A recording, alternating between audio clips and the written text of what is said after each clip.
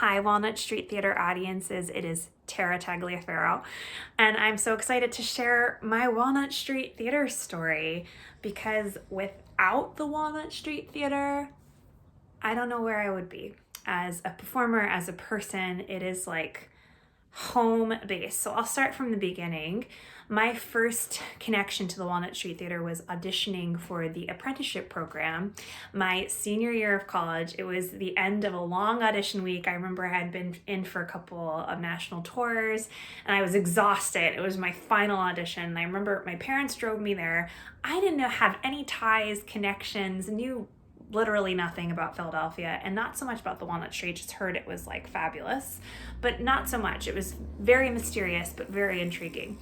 I remember my parents leaving the van that they drove me down in. They went for a walk and I sat in the car and I warmed up, and I remember staring at a mural in the parking lot that had some sort, I think Abraham Lincoln was in the mural, and I was like, oh, right, Philadelphia. This is a really important place in American history. I remember having that thought and singing, warming up. I walk into the theater. I will never forget my first walk in to the Walnut Street Theater.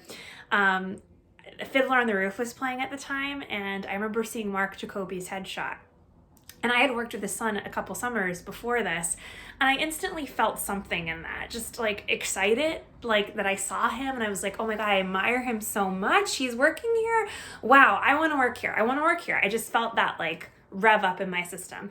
So I was lucky. I got this apprenticeship program and I moved to Philadelphia, and I mean, I call it my happy accident. There was no like, I saw this in my future. It just happened.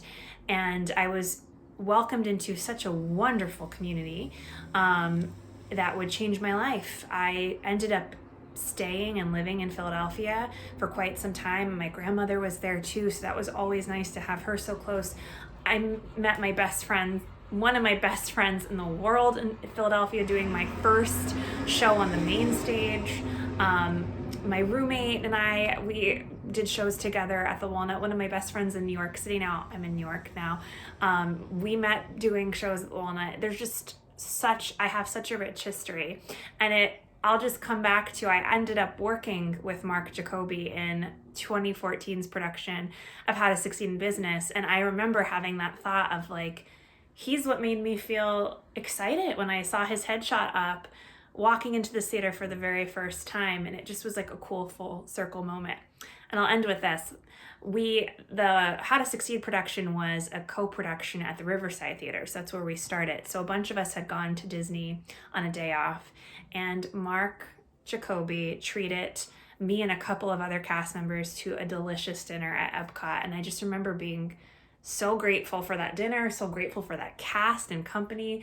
And that's how I always feel at the Walnut. It's just people looking out for each other, from the performers to the directors to the dressers to our technicians to all the different offices.